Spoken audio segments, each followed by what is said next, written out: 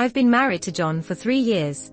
And he finally ended up eyeing that first love who once dumped him. I took their video to the woman's husband. A meeting with all 3 of us. It was quite the show. But when I saw her give me a soft smile, I realized it's a disgusting 3-person game. I'm really the odd one out here. This marks my 3rd year with John. There are fireworks outside, and everyone's having a blast. But I feel nothing. I take a bite of cold food, mechanically chewing. Do you really have to go? I hear my own voice tremble. John stands at the door, hesitates for a moment as he holds his coat. His voice is so calm it's hard to read any emotion. I'm sorry. I know he's definitely going. I can't stop him. After all, it's Shirley, the girl he liked in his youth. John's dad calls out, "John." He turns his head. His dad speaks seriously. "Do you know what you're doing?" John stays silent, just keeps walking. His mom runs over, grabs him. "John, Shirley's gonna be fine. This is the first time we've all gathered as a family. Don't go out." I don't look at John, but I can feel his gaze. I lift my head, sniffle. "John, the person you're looking for.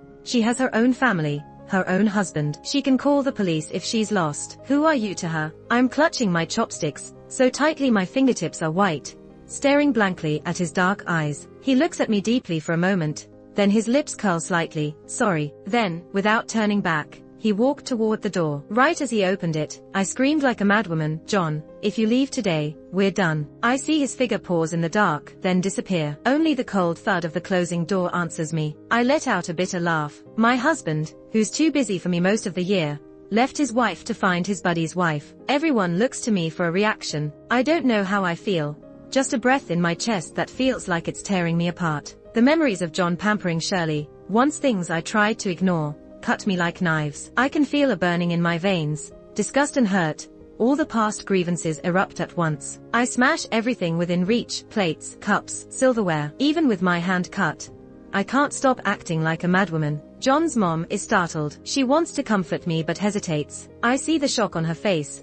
Probably never imagined I'd have this side to me. But it doesn't matter. I won't pretend to be all gracious and tolerant anymore, ignoring Shirley's constant provocations. I love John, but I'm human, too. His actions wound me repeatedly, breaking my heart. I look down at the mess and my blood-stained hands, realizing my earlier life seemed like a joke. I shake off my mom's hand as she tries to bandage me and run out. The streets are full of families having fun, but I'm all alone. I don't remember how I made it back home. When I woke up, the blood on my hand was dry. My phone is full of missed calls and a message from my mom. She's apologizing. It's her first time, not trying to persuade me after a fight with John. I get up from bed, drag out the suitcase from underneath. My stuff is easy to pack. A small cabinet with simple clothes. Halfway through, I text John, "Find Shirley and then let's talk about divorce." As the message successfully sends, I feel something missing inside me, but there's also a surprising relief. I take off all my jewelry, including my wedding ring. Working in a hospital, I hardly buy jewelry. This whole box of necklaces and earrings are gifts from John.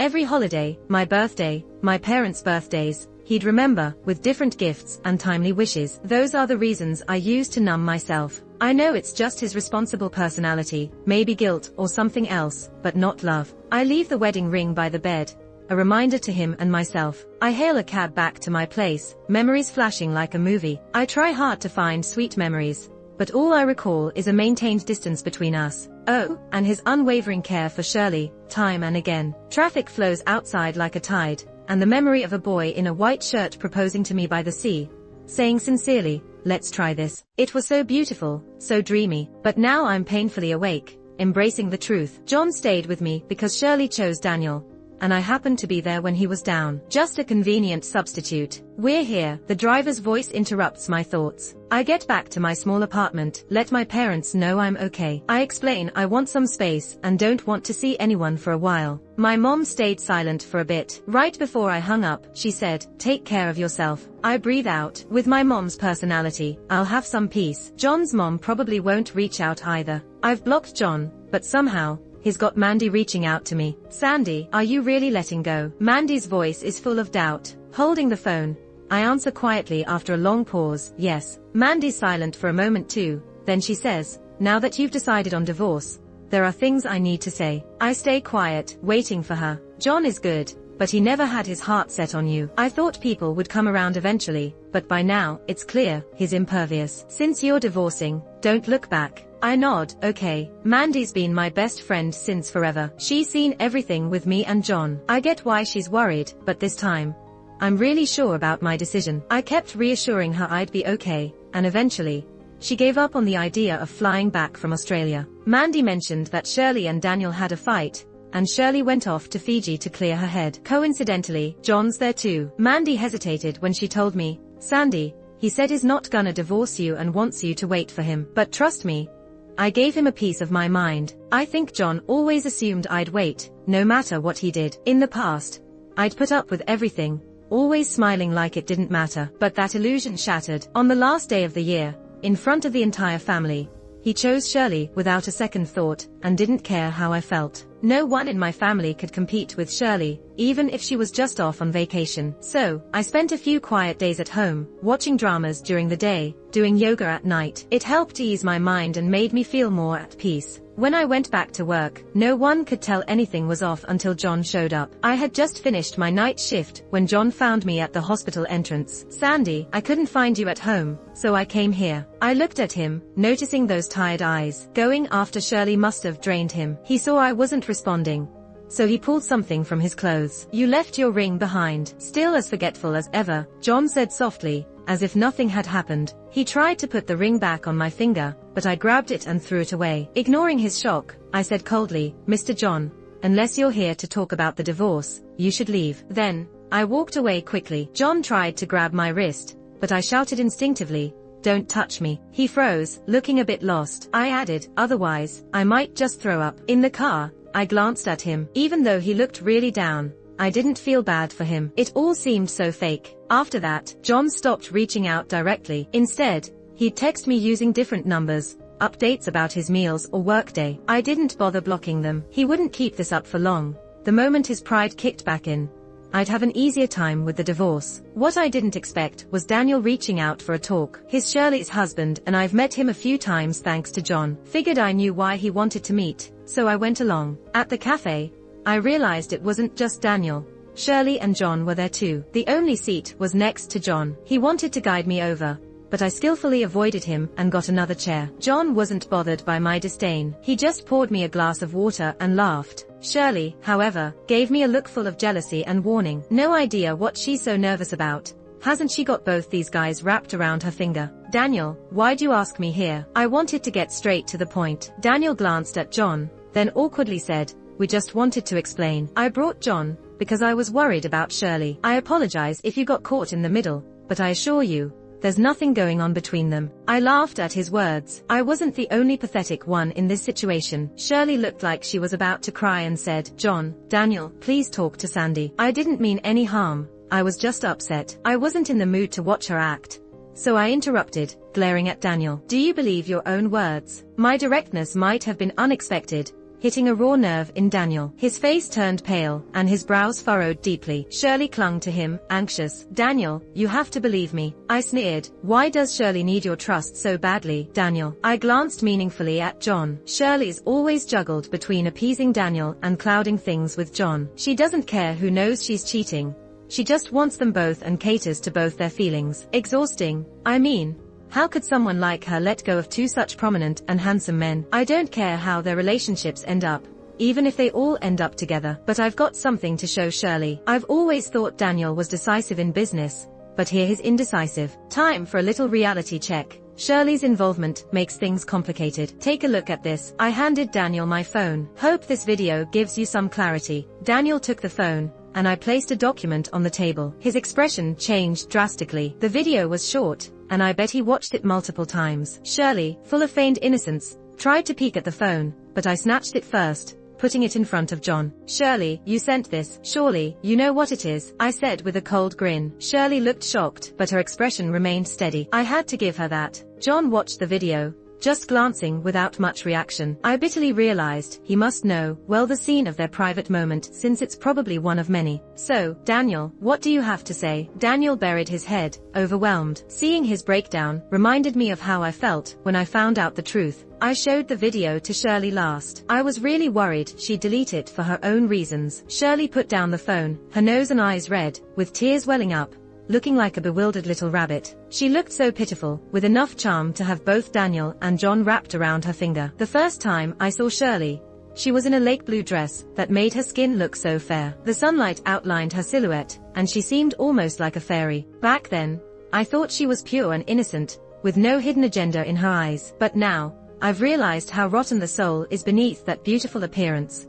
Shirley sniffled, tearfully looking at John. John, make sure Dr. Sandy doesn't stay mad. Besides, I never posted this video. I couldn't help but laugh at her act. Shirley, there's no need to put on a show. I know you're not afraid of Daniel finding out about you and John. In fact, you probably want it to blow up so both of them would always be around you. I paused and leaned closer to her. Congratulations, you've achieved your goal. Shirley looked a bit panicked, but kept soothing the two men easily. I didn't do it, honestly. Dr. Sandy and I aren't even close. How could I have posted it? She spoke ambiguously, without ever denying the video's authenticity, revealing her true intentions. Her cheeks were blushed, eyes filled with affection, as she kept glancing at John. Shirley wasn't explaining anything, just steering everything towards her and John having an affair. The thought of it made my stomach churn. I handed the report to Daniel, because if I kept watching Shirley's performance, I'd probably hurl. Fighting back the physical discomfort, I spoke up. This is a video analysis I paid for. I watched Daniel closely for his reaction. The video had no signs of editing,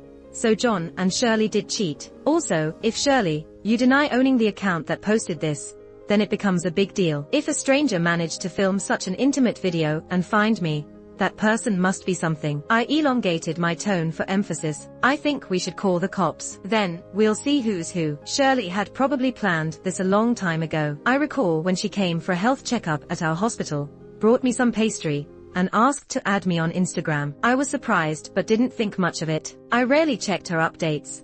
Didn't notice anything unusual until she sent me the video. I knew in front of those two men, my words wouldn't weigh as much as Shirley's crocodile tears. The best course of action was to alert the police. Shirley's face turned crimson at my words. She sat there, unable to think of a rebuttal. Her gentle facade finally cracked. With twisted lips and fiery eyes, she admitted, yes, it's all me. Why could you marry John? Family, looks, how can you compare to me? Enough. I didn't expect John to yell at her. Shirley looked utterly shocked, but I ignored John's reaction. Yes, I can't compare to you, I said, smiling brightly. But in the end, I married John, and now I'm the one to decide the divorce. I call the shots. Shirley's face went pale with anger, unable to speak. John wanted to grab my hand, but I dodged him, and I saw disappointment flash across his face. Sandy, I can explain, that day we... Enough, I don't care what you two did. I cut him off. I came here for two reasons. 1, to show John and Daniel the real Shirley. I believe in getting even, and I must pay Miss Shirley back. And 2, to remind Daniel. I paused, looking at the varied expressions of the three. Of course, if you all are enjoying this, let's pretend today never happened. I got up abruptly, leaving Shirley's jealous gaze behind me. John rushed over and hugged me from behind, voice tinged with tears. Sandy, please, let's start over. John, Shirley's reproachful voice did nothing to stop John's pleading. I didn't push him away, nor did I respond, just spoke calmly. From the moment you stormed out of our home, it was over between us. John slowly let me go, his eyes red with shock. I stepped back a couple of paces to keep some distance. About the divorce. No, I won't divorce you, he said, firmly and unwaveringly. I sighed. That's fine. I'll get a lawyer. See you in court then. Pushing the cafe door open, I glanced back. Don't follow me. John stopped in his tracks. The taxi hadn't arrived yet. The row of jacaranda trees in bloom took me back to my college days, following John, and insisting he pay attention to me. 7 years on, I looked up at their lush branches, knowing I could finally provide an answer to myself. I have my career, supportive friends, and a loving family. There's no need to tiptoe around someone who doesn't love me. As for Shirley, forgiveness isn't on the table. Lack of morals and values can't be outweighed by a pretty face. I will move forward, but the clean, fresh boy in my heart won't walk with me anymore. In the taxi, I saw Daniel storm out of the cafe, and Shirley chasing after him, pushed to the ground by him. Such a scene, how ironic. I bet Shirley didn't see it coming that her greed would make everyone turn their back on her. She must have timed it just right to send me that video of her and John being all close. My actions today probably caught her off guard. After all, I always used to focus on how to win John back. But in a way, she succeeded. I'm going to divorce John. Only thing is, She's not going to get out of this scot-free either. John's mom came around to have a word, but my mom turned her away. What John did really hurt my mom. He has been following me around all the time, and I had no idea his law firm was so slow. He just stands there from a distance looking at me, all tall and lost. I got a lawyer to sort out the divorce with him, and every time, the answer from his side is the same. He doesn't want the divorce. The hospital keeps me busy, so I just ask my lawyer to stay on top of it. On my floor, the hallway light went out at some point, no idea when. As I fumbled for my keys, I felt a shadow looming closer in the dark. My instinct was to back away, thinking if I should call security. Then the shadow spoke up. It's me, don't be scared. A flicker of light from his lighter showed me his face. His fierce eyes were hidden in the dark, and I asked, "What are you doing here?" I punched in the door code, but before I could open it, John slammed it shut. The loud noise startled me, so I stepped back a few paces and bumped into him. Just as I was about to slip away, John wrapped his arms tightly around me. "What are you doing?" He whispered close to my ear, almost like a ghost. "I told you, I won't divorce you. You know, I never lose a case I set my mind to win." I pushed him away with all my strength, trying to steady myself. "I know. That's why I have no demands regarding the property. I just want the divorce." "Sandy," he shouted, barely holding back his anger, "you know that's not what I mean." I stepped down to stand before him. "John, stop being so stubborn. You might not even know what's really bothering you." "Sandy, I know. I like you. I really do. It's just a bit late." His voice trailed off, almost as if he was talking to himself. Hearing those words once would have thrilled me, but now I know it's genuine.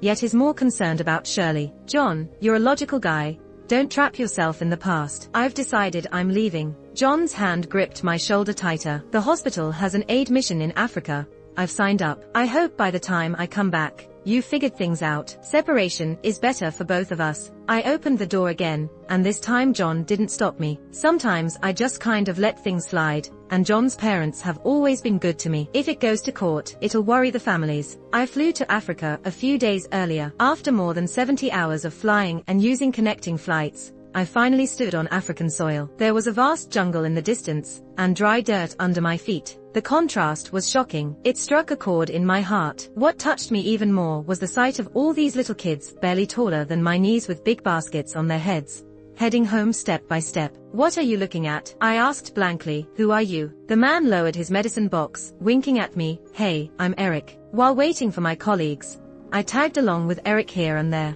That's how I found out there are places like this in the world. A sterile surgery is a luxury, and clean water is the most precious commodity. Over here, one side is a vibrant and lively green jungle, while the other is a harsh and real struggle. Standing atop a tall mountain, everything below seemed grand. The frustration in my chest disappeared in an instant. I couldn't help but laugh, like I hadn't in a long while. Eric must have caught the vibe, too, and joined in laughing. "Sandy, I hope this paradise can cheer you up a bit." His choice of words surprised me, and I was curious about how he knew I was in a bad mood. He sheepishly scratched his head. I overheard your call." I chuckled and shook my head, feeling like it didn't matter anymore. "Eric, I'm really glad I came here. My world just feels so much bigger now." Eric ruffled my hair the way he would with those kids.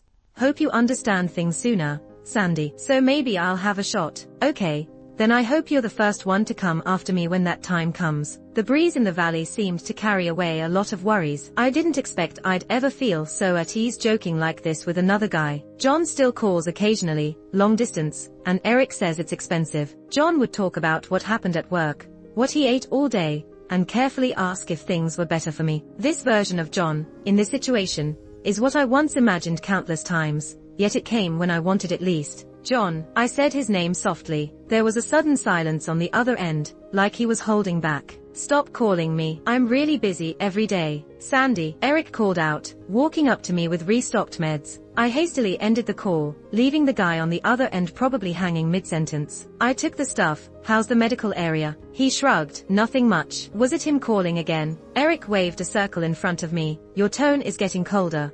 Guess that means more chances for me." I laughed at his antics, but didn't take it to heart. My days in Africa flew by with surgeries during the day, and in my downtime, I dived into literature. It felt like it's been ages since I had such simple time. Taking notes, diving into fields I loved. It brought back the enthusiastic days I once had. In the past, I was proud of what I'd achieved in medicine, but with John, I gradually let that go. After Shirley graduated, she stayed home as Daniel's supportive spouse, handing him a warm drink when he came through the door, easing his worries with a smile. Once at a dinner, John joked about envying Daniel for having a wife who managed everything at home. He mentioned quitting to me, kind of casually. At that time, I wanted to please him, and I really considered it. In the end, even though I didn't leave my position, I did quit a project I'd been preparing for a long time. My advisor's disappointed face stayed in my mind like a brand. I thought about it carefully. What was it back then? It seemed like John's mom got really sick, and he had an important trial that could affect his reputation. Looking at the old project files on my computer, a small flame of hope seemed to rekindle inside me. I borrowed a local lab and teamed up with a colleague to restart my dream. Even if the lab was only available at night, even if my actions were clumsy, I was thrilled. On rest days, I was the only one in the lab. Suddenly, it got dark outside. I remembered the storm warning I got on my phone that morning and rushed outside. There were only old containers and temporary metal buildings at the base here. Unfortunately, the lab was now falling apart. In that collapsing moment, as I hid in a corner, I felt no fear. Strangely calm, I reflected on a rather chaotic life. I had given up everything that once shined, chasing after a man's distant footsteps, determined to start over. Having traveled half the globe, it seemed I might end up dying far from home. Sandy, lost in thoughts, a familiar voice called out. Eric, I responded, testing it out. In the dim light, a tall figure stumbled toward me. He struggled to pull me from the rubble, tucked me under his arm, and searched for an exit. I smelled blood in the darkness. You're hurt, he replied with a grin.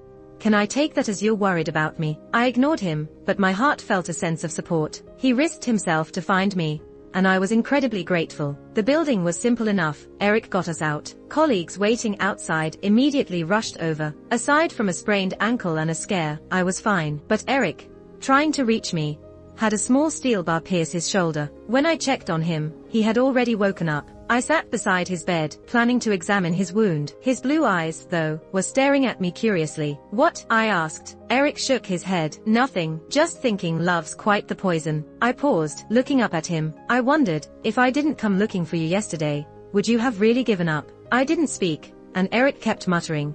Didn't someone say that when near death, you see scenes from life flash by? Sitting up, he continued. I imagine you thought of your relationship with him, got disappointed with yourself, and even gave up the chance to live. Listening, I frowned slightly, pretending to be annoyed as I tossed the gauze in his face. Eric, you got it wrong. But yes, I did look back at my life. He raised an eyebrow, waiting for me to go on. But it wasn't because of that guy. Yesterday, hiding in the corner, watching the collapse, I realized what I used to care about doesn't matter anymore. The past is far away now. I'm ready to rekindle my passion. These words felt too cheesy, but saying them to Eric felt easy. He politely clapped and moved closer. I hope I'll be part of your new beginning too. His mischievous wink made me respond genuinely. Without you, I wouldn't have had the chance to figure things out. Thank you. My sincerity made Eric a bit embarrassed. Enduring this disaster wasn't all bad. Before, breaking up with John felt like fleeing recklessly, with no thought for the future. But now, it's different. I genuinely understand what I want and know the path ahead. I'm truly grateful to Eric, despite his jokes, for pulling me out of the muck bit by bit. Leaving the medical center, I turned and saw an unexpected person. John stood there with a suitcase in one hand and a coat in the other, his shirt wrinkled and looking straight off a flight. As I approached, his eyes lit up with joy. Sandy? Yeah, I nodded. You're not hurt, right? Nope. I remember you're scheduled to return soon. I'm here to wait and leave together. At this, I looked at him steadily. Surprisingly, I felt no joy seeing John. John, I've moved on, and you should too. Go back. The firm's busy, and your mom would worry. I'm fine, don't worry. As I turned to leave, he asked, is it because of him? His gaze set on me, surrounded by a soft wind. Do you truly not want me anymore? His red-rimmed eyes were striking, pleading softly.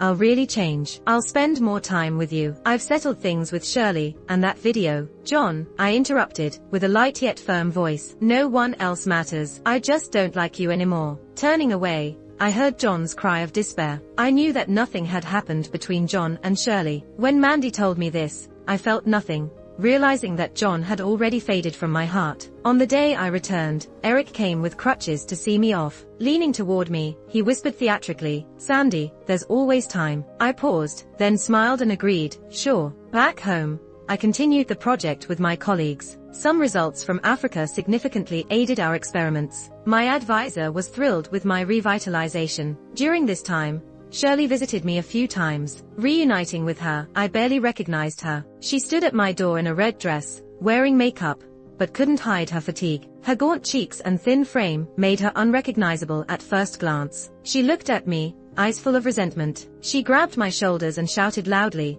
sometimes claiming to be Daniel's wife, then saying she's with John. Watching her act so crazily, I felt a little sorry for her. I couldn't help but wonder if I might have turned out like this if I hadn't moved on. After thinking it over, I called Daniel and told him that Shirley seemed off. We divorced, Daniel said calmly. I was a bit surprised they split. Daniel used to spoil Shirley so much. I thought he'd easily forgive her. After a while, he thanked me. At that moment, I knew he was finally at peace. He politely said he'd contact Shirley's parents to explain everything, and even thanked me for recommending a doctor. John agreed to the divorce and gave me over half of his assets, which I left to a lawyer to handle. With no more burdens, my life felt light and happy. Our project paid off, and we published in a top journal. My name was the first author. I took a much-needed vacation, and traveled halfway around the world with Mandy. Eric was also traveling, sending photos full of joy. He often said maybe we'd run into each other on the road, but he was in the southern hemisphere while I was in the northern. Still, fate has its way of bringing people together. Coming back,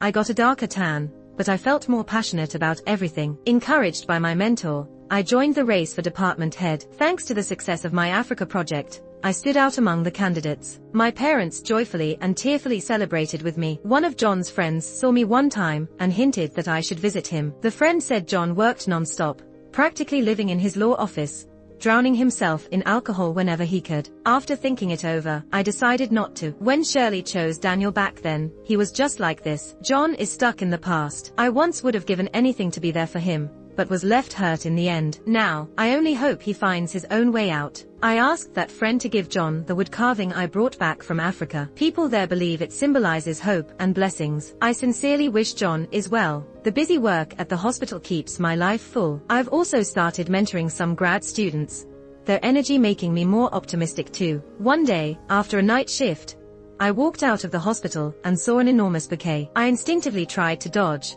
but then a familiar voice came from behind the flowers. Sandy, I've come as promised. It had been 2 years, and Eric had shaved his stubbly beard. His clean look made him hard to recognize, but his cheerful voice hadn't changed. I took the bouquet and smiled broadly. Long time no see.